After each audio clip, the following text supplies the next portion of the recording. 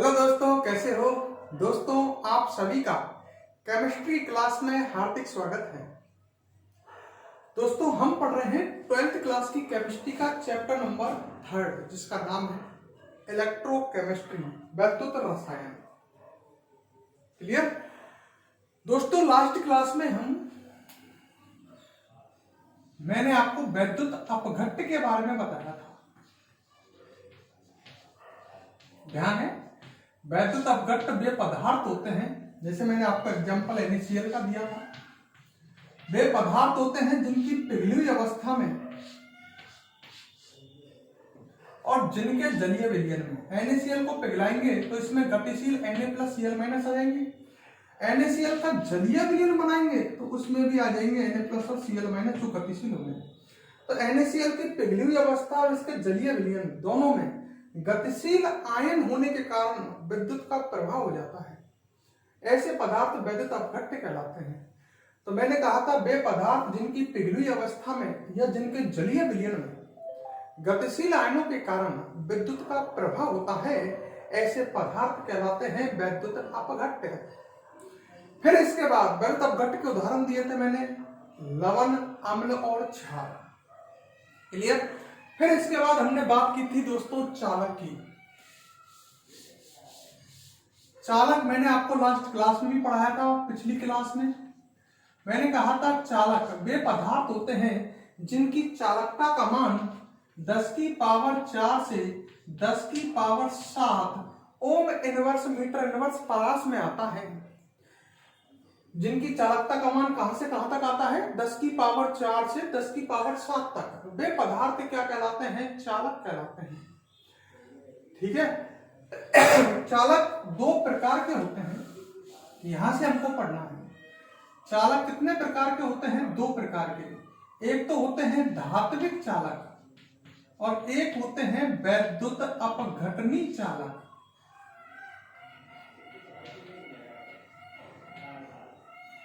सही है। तो चालक दो प्रकार के होते हैं, एक तो धात्विक चालक और एक होते हैं वैद्युत अपघटनी चालक। क्लियर। अब बात है साहब धात्विक चालक क्या होते हैं? सही है।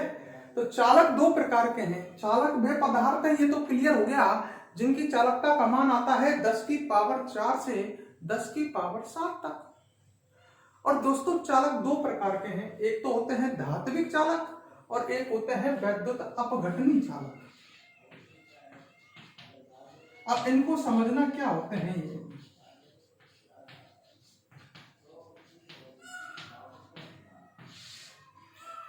सही है। धात्विक चालक क्या होता है? धात्विक चालक होती है पहली बात तो धातु। समझ लेना एक शब्द को। धात्विक चालक धातु होती हैं और वैद्युत अपघटनी चालक होते हैं जो वैद्युत अपघट्ट है। वैद्युत अपघट्ट का मतलब समझ गए, अम्ल, क्षार या लवण। वैद्युत अपघट्ट का जलीय विलयन या वैद्युत अपघट्ट का आपको जलीय विलयन लेना है या वैद्युत अपघट्ट की पिघली हुई अवस्था लेनी है। समझ गया ना। और आपको पता ही है वैद्युत अपघट्ट लवण, अम्ल, क्षार का जलीय विलयन लेंगे या उसकी पिघली हुई अवस्था लेंगे तो इन दोनों में ही गतिशील आयन होते हैं और ये विद्युत के चालक होते हैं। तो धात्विक चालक तो धातु है और वैद्युत अपघटनी चालक है वैद्युत अपघट्ट का जलीय विलयन या वैद्युत अपघट्ट की पिघली हुई अवस्था। क्लियर। अब एक बात को सुनो। धात्विक चालक जो होते हैं इनमें विद्युत का प्रवाह होता है मुक्त इलेक्ट्रॉनों के कारण। जानते हो नहीं जानते? मैंने कहा था, ध्यान करो, पहला चैप्टर सॉलिड स्टेट, धातुओं में मुक्त इलेक्ट्रॉन होते हैं। ध्यान करो, धात्विक ठोस ध्यान आया हो तो आपको धात्विक ठोस याद आ गया। धातु जो होती हैं उनमें मुक्त इलेक्ट्रॉन पाए जाते हैं, चालकता बैंड सिद्धांत याद आ रहा हो वहां से समझ लो। तो धातुओं में या धात्विक चालकों में मुक्त इलेक्ट्रॉनों के कारण विद्युत का प्रभाव होता है। इनमें गतिशील आयनों के कारण विद्युत का प्रभाव होता है। अंतर के रूप समझ लो। पहली बात ये, धात्विक चालक क्या होते हैं? धात्विक चालक धातु होते हैं। वैद्युत अपघटनी चालक क्या है? वैद्युत अपघट्य का जलीय विलयन या पिघली हुई अवस्था वैद्युत अपघटनी चालक कहलाता है। धात्विक चालकों में विद्युत का प्रवाह मुक्त इलेक्ट्रॉनों के कारण होता है। धात्विक चालक मतलब धातु। और वैद्युत अपघटनी चालक जो होते हैं, इनमें विद्युत का प्रवाह गतिशील आयनों के कारण होता है। क्लियर? अच्छा, एक एक बात को समझते हुए चलना, सही है। नेक्स्ट बात, जो धात्विक चालक हैं, इनकी चालकता का मान अधिक आता है। इनकी चालकता अधिक आती है, और इनसे तुलना करें तो इनकी चालकता आती है कम। तो इनकी चालकता अधिक है और इनकी चालकता कम है। भाई चालकता का मान दोनों के लिए 10 की पावर 4 से 10 की पावर 7 तक आएगा। इनकी चालकता आती है 10 की पावर 7 में, और इनकी चालकता आती है 10 की पावर 4 से 10 की पावर 7 के मध्य, मतलब 10 की पावर 7 से कम आती है। इनकी लगभग आती है 10 की पावर 7 में, और इनकी 10 की पावर 7 से कम में आती है, मतलब 10 की पावर 4 में, 5 में, 10 की पावर 6 में।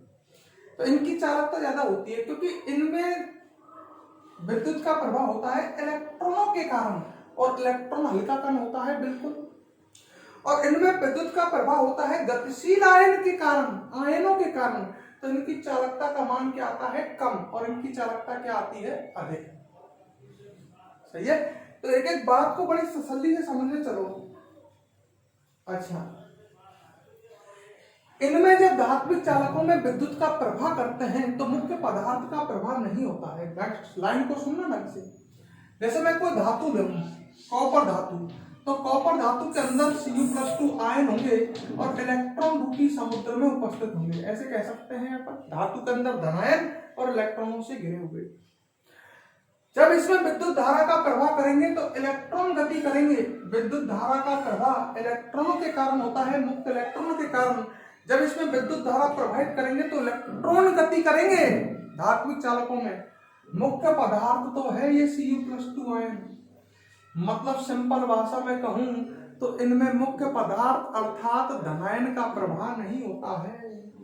बड़े ध्यान से समझ लेना। धात्विक चालकों में विद्युत धारा प्रवाहित करने पर इलेक्ट्रॉन गति करते हैं, जबकि मेन पदार्थ कौन है इसका? धनायन। धनायन गति नहीं करेगा। तो हम कह सकते हैं इनमें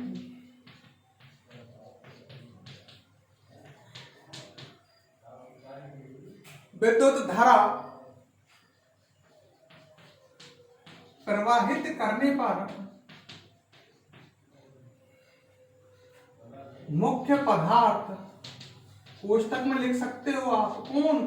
धनायन का प्रवाह नहीं होता है।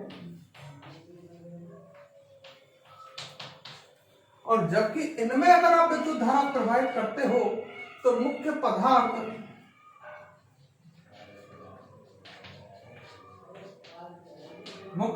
इनमें कौन होंगे? गतिशील आयन होंगे। भाई मान लो NaCl की पिघली हुई अवस्था ली तो उसमें Na+ और Cl-, तो इनमें मुख्य पदार्थ मतलब धनायन और ऋणायन दोनों गति करेंगे, धनायन भी और ऋणायन भी। जैसे मैं सिंपल से भाषा में कहूं, मान लो ये NaCl की पिघली हुई अवस्था है, NaCl की पिघली हुई अवस्था है। इसमें आप विद्युत धारा प्रवाहित कर रहे हो तो आप 2 छड़ लगाओगे और इसे बैटरी से कनेक्ट करोगे। जो छड़ बैटरी से प्लस सिरे से कनेक्ट होगी वो धनावेशित छड़, और जो बैटरी के माइनस से कनेक्ट होगी वो ऋणावेशित छड़। अब NaCl की पिघली हुई अवस्था है, इसमें 2 इलेक्ट्रोड लगा करके, 2 छड़ लगा करके विद्युत धारा प्रवाहित कर रहे हो, तो धनायन तो ऋणावेशित छड़ की ओर गमन करेंगे और ऋणायन धनावेशित छड़ की ओर गमन करेंगे। मतलब जब इनमें विद्युत धारा प्रवाहित करोगे तो मुख्य पदार्थ धनायन व ऋणायन का क्या होगा? प्रवाह होगा। क्लियर है क्या? इनमें मुख्य पदार्थ का प्रभाव होगा। तो यहां तक तो क्लियर होगा जो भी मैंने बात बताई है। मैंने 2 तरह के चालक बताए, एक धात्विक चालक और एक वैद्युत अपघटनी चालक। धात्विक चालकों में आपको कंफर्म हो गया होगा, धात्विक चालक का मतलब धातु। इनमें विद्युत का प्रभाव किनके कारण होता है? विद्युत का प्रभाव होता है इनमें मुक्त इलेक्ट्रॉनों के कारण होता है। इनकी चालकता अधिक आती है वैद्युत अपघटनी चालकों से। इनमें विद्युत धारा प्रवाहित करने पर मुख्य पदार्थ अर्थात धनायन का प्रभाव नहीं होता है। इनमें जस्ट उल्टा है, इनकी चालकता कम होती है, मुख्य पदार्थ धनायन पर ऋणायन का क्या होता है? प्रभाव। तो एक काम करो और लिखते चलेंगे और समझते चलेंगे। नंबर 1 डालो आप नीचे हेडिंग धात्विक चालक।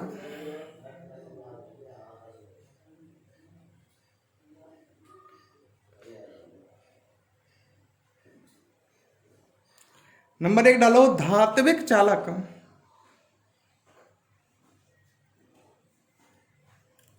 डाल दिया और इसमें लिखो धात्विक चालक धातु होती हैं। क्या लिखो? धात्विक चालक सभी धातु होती हैं। धात्विक चालक सभी धातु होती हैं।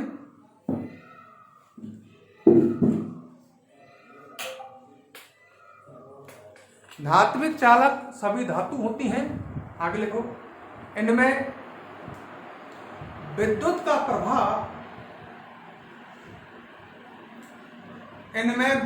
प्रभाव मुक्त इलेक्ट्रॉनों के कारण होता है। इनमें विद्युत का प्रभाव मुक्त इलेक्ट्रॉनों के कारण होता है।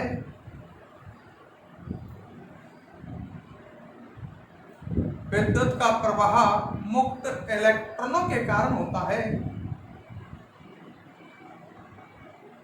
आगे लिखो इनकी चालकता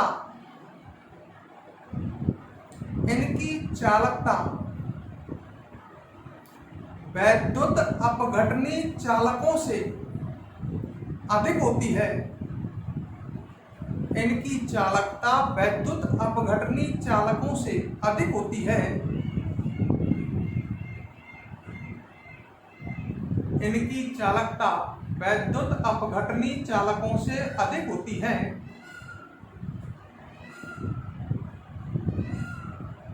क्लियर?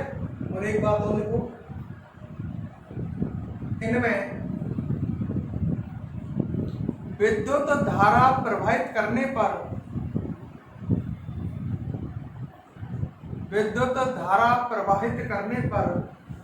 मुख्य पदार्थ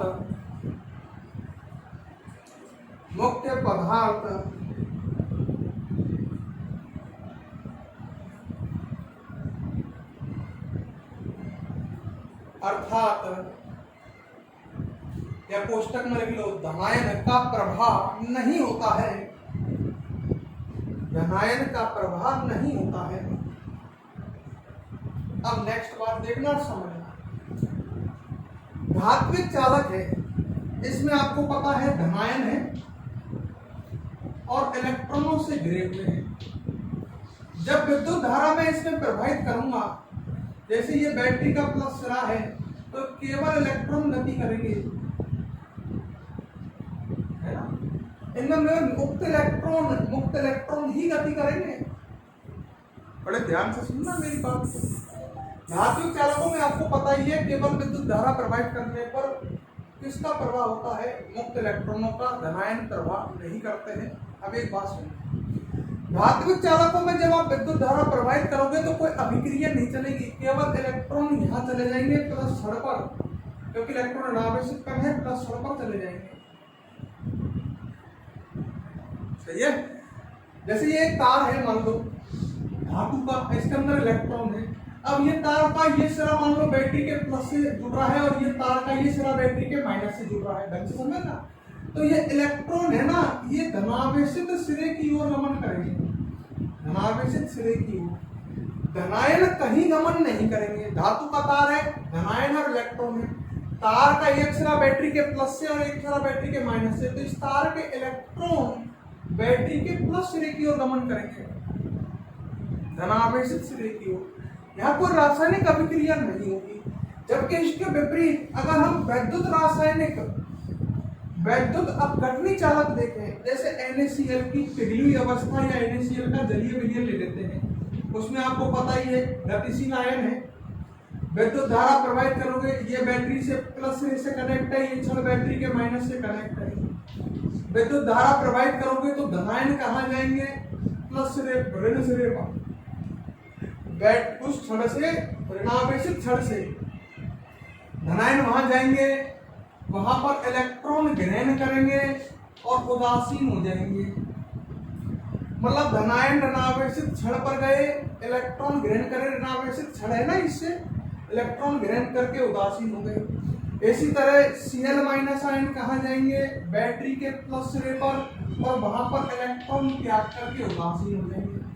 मतलब जब मैं वैद्युत अपघटनी चालक में विद्युत धारा प्रवाहित करता हूं तो वहां रासायनिक अभिक्रिया होती है, ये रासायनिक अभिक्रिया ही होती है।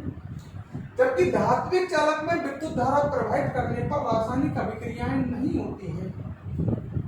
सही है, तो एक बात यहाँ पर ये हो गई कि विद्युत धारा प्रवाहित करने पर रासायनिक अभिक्रियाएं होंगी और यहाँ रासायनिक अभिक्रियाएं नहीं होंगी। समझते चलना। तो एक बात और लिख सकते हैं हम धात्विक चालकों में, लिखो नीचे नेक्स्ट लाइन से लिखो, धात्विक चालकों में विद्युत धारा प्रवाहित करने पर,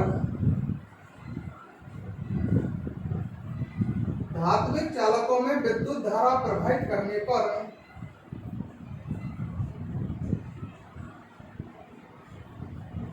धात्विक चालकों में विद्युत धारा प्रवाहित करने पर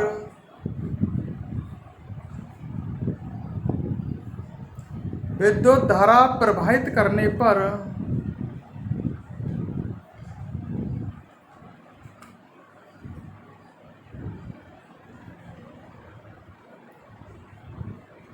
विद्युत धारा प्रवाहित करने पर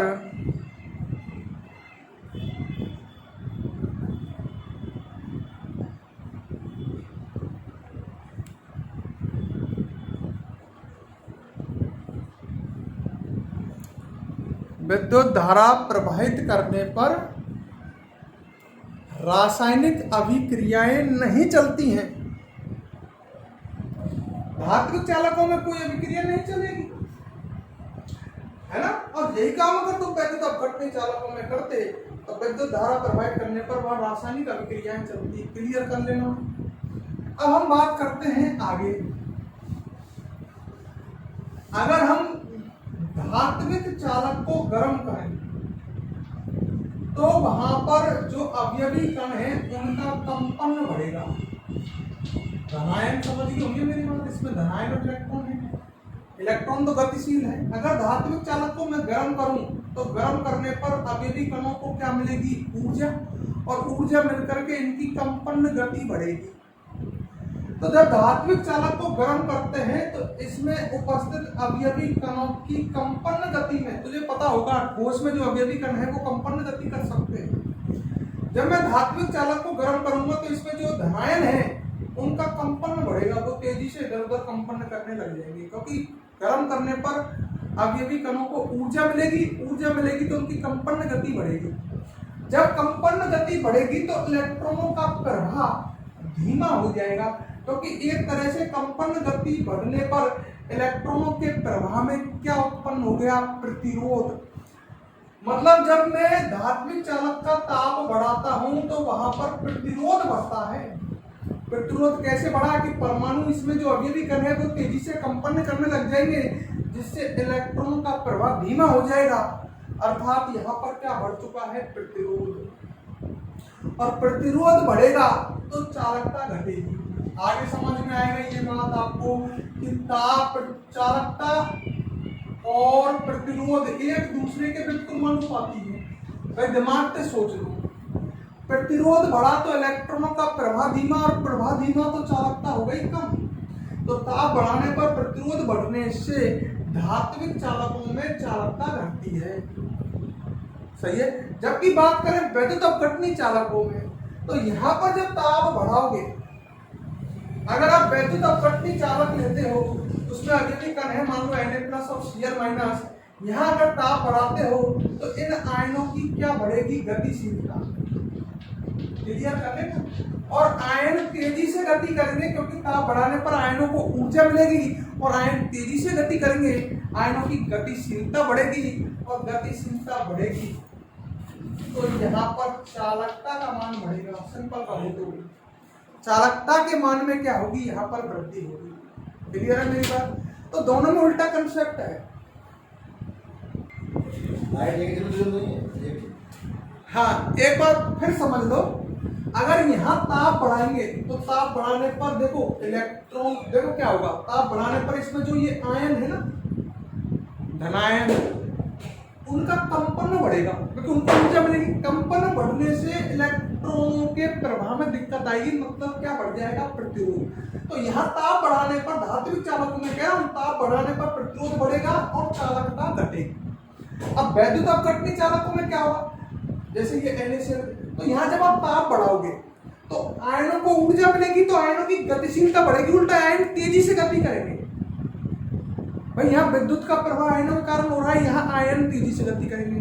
यहाँ विद्युत का प्रवाह इलेक्ट्रॉनों के कारण हो रहा है, ढंग से समझो, और इलेक्ट्रॉनों को ये परमाणु जब तेजी से कंपन कर रहे हैं तो इलेक्ट्रॉनों का प्रवाह यहाँ क्या हो रहा है, धीमा, तो यहाँ चालकता घटेगी।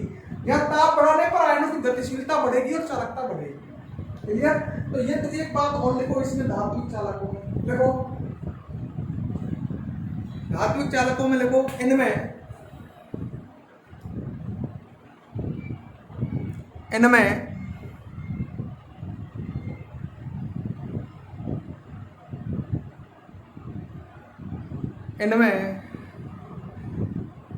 ताप में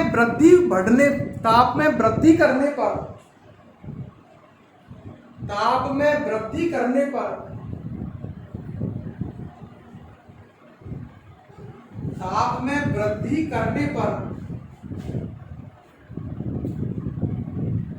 प्रतिरोध बढ़ने से चालकता के मान में कमी आती है। चालकता के मान में कमी आती है।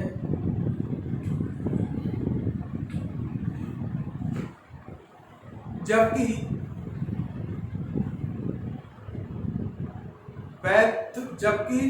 ये लिख लिया, इसलिए यहाँ पे लिख लो केवल चालकता के मान में कमी आती है।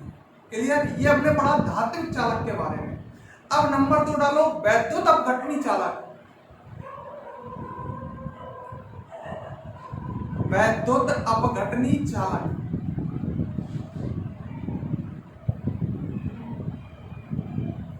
लिखो, इसमें पहले पूरा लिखा हूं, अब इसमें ना लिखो वैद्युत अपघटनी चालक में डैश करके लगाओ, डैश लगाओ और लिखो वैद्युत अपघट्ट का जलीय विलयन। वैद्युत अपघट्ट का जलीय विलयन या पिघली हुई अवस्था,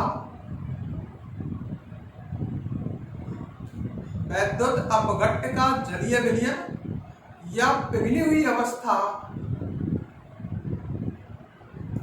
वैद्युत अपघटनी चालक कहलाता है। वैद्युत अपघट्ट का मतलब याद है ना, लवण अम्ल क्षार, तो लिख लो दोबारा, वैद्युत अपघट्ट का जलीय विलयन या पिघली हुई अवस्था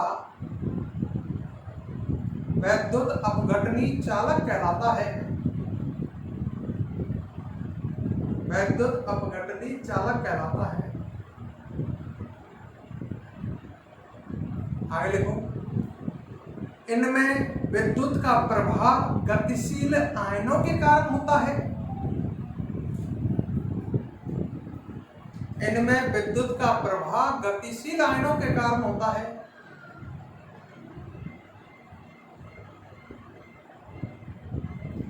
गतिशील आयनों के कारण होता है।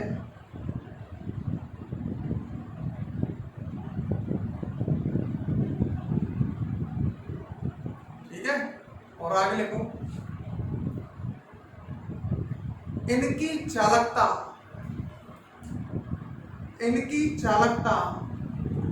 धात्विक चालकों से कम होती है। इनकी चालकता धात्विक चालकों से कम होती है।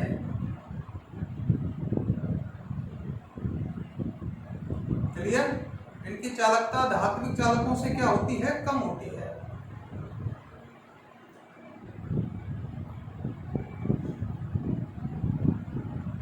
क्लियर? आगे लिखो, इनमें विद्युत धारा प्रवाहित करने पर, इनमें विद्युत धारा प्रवाहित करने पर मुख्य पदार्थ, मुख्य पदार्थ कोष्टक में लिख सकते हो धनायन व ऋणायन, धनायन व ऋणायन का प्रभाव होता है, धनायन व ऋणायन का प्रभाव होता है।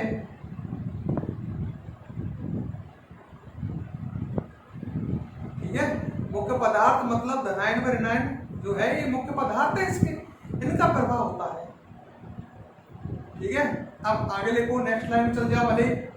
देखो, इनमें विद्युत धारा प्रवाहित करने पर रासायनिक अभिक्रियाएं होती हैं।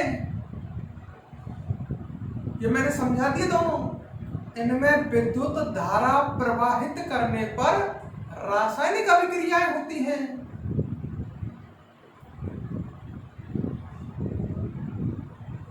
रासायनिक अभिक्रियाएं होती हैं।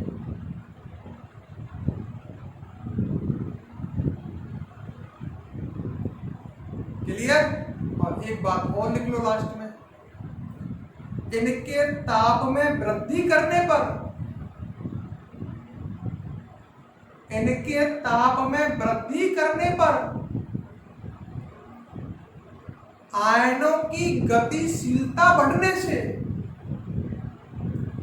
इनके ताप में वृद्धि करने पर आयनों की गतिशीलता बढ़ने से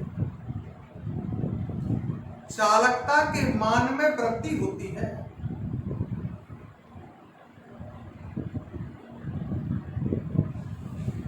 ठीक है, चलो भाई, ये दोनों तरह के हमने पढ़े, धात्विक चालक और वैद्युत अपघटनी चालक। पेपर में ऐसा क्वेश्चन आ सकता है कि आपसे धात्विक और वैद्युत अपघटनी चालकों में अंतर लिखवाए, तो आप लिख सकते हैं धात्विक चालकों में विद्युत का प्रभाव मुक्त इलेक्ट्रॉनों के कारण होता है, वैद्युत अपघटनी चालकों में विद्युत का प्रभाव गतिशील आयनों के कारण होता है।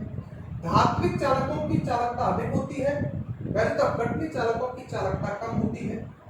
धात्विक चालकों में विद्युत धारा प्रवाहित करने पर मुख्य पदार्थ अर्थात धनायन का प्रवाह नहीं होता है। इनमें विद्युत धारा प्रवाहित करने पर मुख्य पदार्थ है इनका धनायन व ऋणायन, जिनका प्रवाह होता है। और लिख सकते हो, इनमें विद्युत धारा प्रवाहित करने पर धात्विक चालकों में इलेक्ट्रॉनों, विद्युत धारा प्रवाहित करने पर धात्विक चालकों में रासायनिक अभिक्रिया नहीं होती है, वैद्युत अपघटनी चालकों में ध्यान करो रासायनिक अभिक्रिया होती है। और लिख सकते हो, इनके ताप में वृद्धि करने पर प्रतिरोध बढ़ने से क्या घटती है, प्रतिरोध और चालकता भी समानुपाती होती है। इनमें ताप में वृद्धि करने पर आयनों की गतिशीलता बढ़ेगी, मतलब आयन तेजी से गति करेंगे, फिर से क्या घट गया, प्रतिरोध। सुन लेना, तो ताप बढ़ा एक तरह से, यहाँ पर आयनों की गतिशीलता बढ़ी, प्रतिरोध घटा और चालकता के मान में क्या होगी, वृद्धि। इनमें उल्टा चलेगा। तो ये कंसेप्ट क्लियर करें। क्लियर? अब इसके बाद हम नेक्स्ट टॉपिक पढ़ेंगे चालकत्व के बारे में। आ जाओ भाई दोस्तों सामने, ध्यान स्क्रीन पर। और अब हम बात करेंगे, आपको एक न्यू टॉपिक की ओर ले जा रहे हैं। ठीक है, देखो इधर, अब हम बात करेंगे चालकत्व, और इन शब्दों को आप बहुत ही तसल्ली से और ढंग से पढ़ें, क्योंकि ये लास्ट चैप्टर में एंड तक आपके काम आएंगे। क्लियर? तो हम बात करते हैं सबसे पहले चालकत्व की। ये चालकत्व क्या होता है? तो पहले तो इसका सिंबल याद कर लो। सही है, तो इसका सिंबल है जी। देखो, एनसीईआरटी बुक के अकॉर्डिंग चल रहे हैं अपन। राजस्थान की जो पहले बुक चलती थी उसमें इसका सिंबल था सी, पर एनसीईआरटी की जो बुक है उसमें इसका सिंबल है जी। तो ये भी ध्यान रखना, राजस्थान बोर्ड की किताब में तो इसका सिंबल सी है, पर अब इसका सिंबल है जी। अपन एनसीईआरटी पढ़ रहे हैं भाई। तो बात करते हैं चालकत्व की कि चालकत्व क्या है। तो सिंपल भाषा में कहूं, जो प्रतिरोध है, देखो कंफ्यूज मत होना, पहले कह रहा हूं, ढंग से समझना पूरी बात को। पहले पूरी बात सुन लेना, समझ लेना, फिर निष्कर्ष तक पहुंचा करो। बीच में ही उल्टा सीधा समझ लेते हो। जो प्रतिरोध है उसका व्युत्क्रम मतलब 1/r को बोलते हैं चालकत्व। तो चालकत्व क्या है? प्रतिरोध का व्युत्क्रम। प्रतिरोध ज्यादा, चालकत्व कम। जैसे मैंने कहा 1 बिलियन है, उसका प्रतिरोध 100 है, तो चालकत्व कितना है? 1/100। तो चालकत्व जो है प्रतिरोध का व्युत्क्रम है। तो एक बार बताओ इसका मात्रक पूछूं मैं आपसे, चालकत्व का मात्रक क्या होगा? बताओ चालकत्व का मात्रक क्या होगा? प्रतिरोध का मात्रक आप पढ़ते हो ओम, तो इसका मात्रक हो जाएगा ओम इनवर्स। भाई नीचे ओम लिखोगे तो 1/ओम, ओम इनवर्स हो जाएगा। ओम इनवर्स का मतलब क्या होता है हिंदी में? ओम इनवर्स का मतलब होता है ओम का उल्टा। तो इसका मात्रक हम क्या भी लिख सकते हैं? मीहो। ओम का उल्टा 1/ओम, ओम का उल्टा हो गया मीहो। ओम OH, मीहो MHO। या इसका एक मात्रक और है साइमन। तो इसके 3 मात्रक है। कौन सा? साइमन। तो इसके 3 मात्रक है, तीनों एक ही चीज है। इसका मात्रक ओम इनवर्स कह सकते हैं या मीहो कह सकते हैं, ठीक है। और एक इसका मात्रक हम क्या भी कह सकते हैं? साइमन। ठीक है, ठीक है भाई। तो चालकत्व क्या होता है? सिंपल सी चीज, प्रतिरोध का व्युत्क्रम चालकत्व कहलाता है। चालकत्व को जी से प्रदर्शित करते हैं। चालकत्व का मात्रक है ओम इनवर्स, मीहो या साइमन। क्लियर? लिख लो इस बात को। हेडिंग डालो, नेक्स्ट हेडिंग चालकत्व। ठीक है, नेक्स्ट हेडिंग चालकत्व।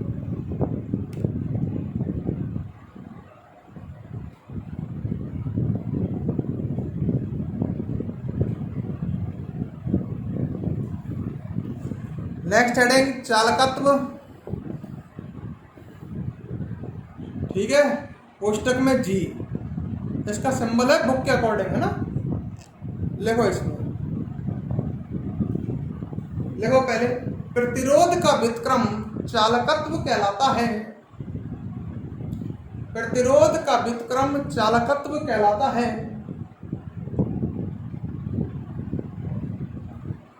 प्रतिरोध का व्युत्क्रम चालकत्व कहलाता है। और लिखो, चालकत्व को जी से प्रदर्शित करते हैं, कैपिटल जी। चालकत्व को जी से प्रदर्शित करते हैं।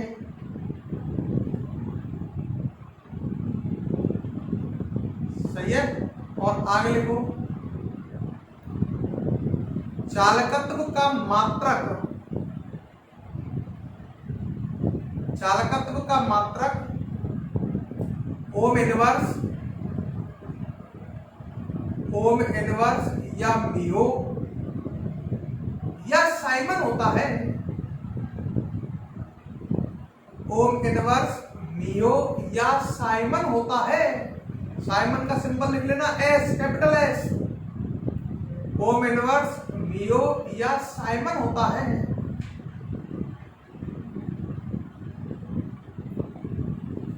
ठीक है, ओम इनवर्स, मीहो या साइमन होता है। अच्छा, अब चालकत्व के बाद पढ़ेंगे हम चालकता। इनको छोटी छोटी बातों को जो पढ़ा रहा हूं, इनको ढंग से समझ लेना आप, आगे चैप्टर में तभी समझ में आएगा आपको। अब बात करते हैं चालकता।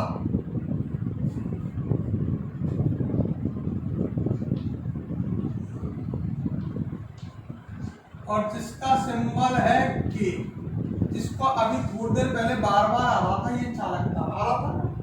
चालकता क्या होता है इसको समझो, ठीक है। अच्छा, इधर ध्यान दो, ये एक बर्तन है, ठीक है, ये एक बर्तन है।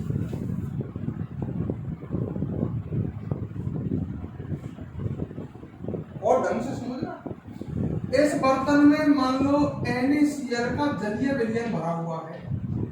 तो NaCl किसमें टूट जाएगा, Na+ और Cl-।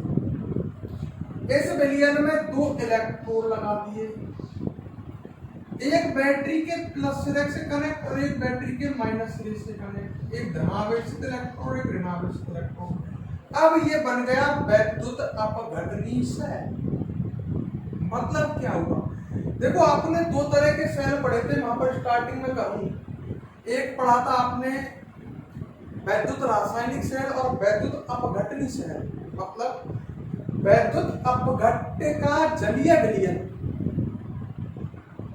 है ना, उसमें अगर हम इलेक्ट्रोड लगा करके विद्युत धारा प्रवाहित करें तो ये बन चुका है वैद्युत अपघटनी सेल है।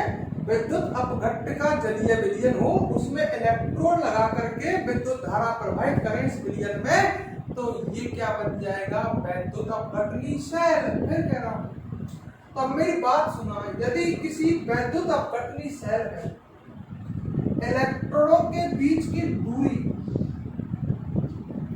ये मान लो इलेक्ट्रोड है पूरे, ठीक है, ये इलेक्ट्रोड पूरे पूरी छड़ लगी हुई है, इलेक्ट्रोडों के बीच की दूरी L सेंटीमीटर। किसी वैद्युत अपघटनी सेल में इलेक्ट्रोडों के बीच की दूरी L सेंटीमीटर और इलेक्ट्रोडों के डूबे हुए भाग का क्षेत्रफल, मतलब जो भाग विलयन के संपर्क में है उसका क्षेत्रफल A है, A सेंटीमीटर स्क्वायर। इलेक्ट्रोड का डूबा हुआ भाग, मतलब विलयन में इलेक्ट्रोड का जो भाग डूब रहा है इसका क्षेत्रफल, क्षेत्रफल समझ गए, डूबे हुए भाग का क्षेत्रफल। अरे यार सिंपल कहूं, विलयन के संपर्क में इलेक्ट्रोड का ये जो भाग है ना, ये भाग जो विलयन के संपर्क में है, जो विलयन से टच कर रहा है, उस भाग का क्षेत्रफल A है। इलेक्ट्रोडों के बीच की दूरी तो L सेंटीमीटर और इलेक्ट्रोडों के विलयन के संपर्क वाले क्षेत्र का क्षेत्रफल A है। सही है, ढंग से सुनना। अब मेरी बात सुनो, तो इस विलयन का प्रतिरोध समानुपाती होगा L/A। मैं ये कहना चाह रहा हूं, यदि वैद्युत अपघटनी सेल में इलेक्ट्रोडों के बीच की दूरी L सेंटीमीटर हो तथा इलेक्ट्रोडों के डूबे हुए भाग का क्षेत्रफल विलयन के संपर्क वाले भाग का क्षेत्रफल A सेंटीमीटर स्क्वायर हो, तो R किसके समानुपाती होगा, L/A। तो इस विलयन का प्रतिरोध L/A के समानुपाती होता है। मतलब इलेक्ट्रोडों के बीच की दूरी आप बढ़ाओगे, जितनी दूरी बढ़ाओगे आयनों को उतनी अधिक दूरी तय करनी पड़ेगी। धनायन को ऋण सिरे पर जाना है, ऋणायन को विद्युत धारा प्रवाहित करने पर धन सिरे पर जाना है। इलेक्ट्रॉनों के बीच की दूरी जितनी ज्यादा होगी प्रतिरोध बढ़ेगा, आयनों को अधिक दूरी तय करनी पड़ेगी। तो प्रतिरोध किसके समानुपाती है, इलेक्ट्रॉनों के बीच की दूरी के। और इलेक्ट्रॉनों के डूबा हुआ भाग, विलयन के संपर्क वाला भाग का क्षेत्रफल जितना ज्यादा होगा प्रतिरोध उतना कम होगा। तो ध्यान से समझ लो, R समानुपाती होता है L/A के। L है इलेक्ट्रॉनों के बीच की दूरी, A है इलेक्ट्रॉनों का विलयन के संपर्क वाला क्षेत्रफल। समानुपाती हटाओ, नियतांक लगाओ। समानुपाती हटाया तो एक नियतांक आ गया रो। रो को बोलेंगे विशिष्ट प्रतिरोध। मेरी बात समझ लो, अगर इलेक्ट्रॉनों के बीच की दूरी 1 सेंटीमीटर होती है L का मान, और इलेक्ट्रॉन के डूबे हुए या विलयन के संपर्क वाले भाग का क्षेत्रफल 1 सेंटीमीटर स्क्वायर होता, तो ऐसी स्थिति में विलयन का जो प्रतिरोध आता वो रो होता। तो एक तरह से रो एक प्रतिरोध ही तो है। पर कब, यदि विलयन में इलेक्ट्रॉनों के बीच की दूरी 1 सेंटीमीटर है, इलेक्ट्रॉनों के डूबे हुए भाग का क्षेत्रफल 1 सेंटीमीटर स्क्वायर है, तो ऐसी स्थिति में जो प्रतिरोध होगा विलयन का वो रो होगा। रो है यहाँ पर एक नियतांक जिसका नाम है विशिष्ट प्रतिरोध।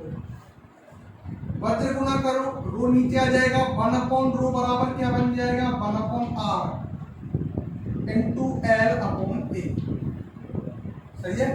ये 1/रो जो है दोस्तों ये है के चालकता। तो चालकता जो क्या होती है, विशिष्ट प्रतिरोध का व्युत्क्रम होती है। सही है। चालकता क्या होती है, विशिष्ट प्रतिरोध का व्युत्क्रम होती है। सही है। 1/रो तो कहलाएगा चालकता और 1/r है दोनों ही प्रतिरोध। 1/r क्या कहलाएगा, जी चालकत्व, थोड़ी देर पहले बताया था है। तो लिखो, मैं बोल रहा हूं जैसे लिखो, हेड डालो चालकता, कोष्टक में लिखो के।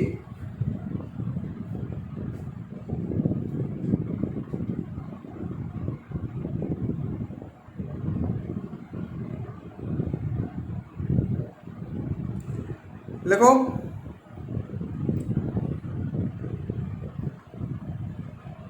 लिखो यदि वैद्युत अपघटनी सेल में, यदि वैद्युत अपघटनी सेल में इलेक्ट्रॉनों के बीच की दूरी, इलेक्ट्रॉनों के बीच की दूरी 1 सेंटीमीटर, इलेक्ट्रॉनों के बीच की दूरी L सेंटीमीटर तथा इलेक्ट्रॉनों के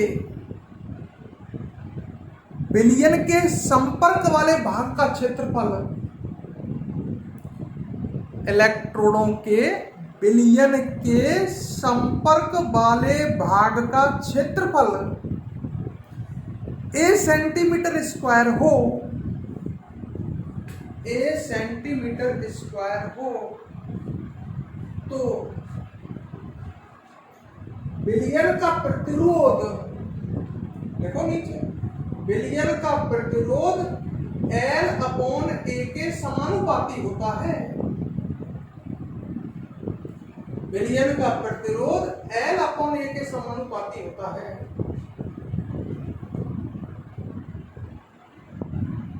ठीक है। और आप कर लो, R समानुपाती हो जाएगा L/A, कर लिया ना। समानुपाती हटाओ, नियतांक लगाओ, R बराबर रो L/A, R बराबर रो L/A, और लिख दो 1/रो बराबर, इसको तो ले जा, 1/r इंटू L/A। सही है। अच्छा, 1/रो के स्थान पर तो लिख सकते हो आप के मतलब चालकता, 1/r के स्थान पर लिख सकते हो जी, और इंटू में आ जाएगा L/A। ठीक है। यहां तक कंफर्म, यहां तक नोट कर लिया। अब हम आपसे नेक्स्ट क्लास में मिलेंगे, है ना।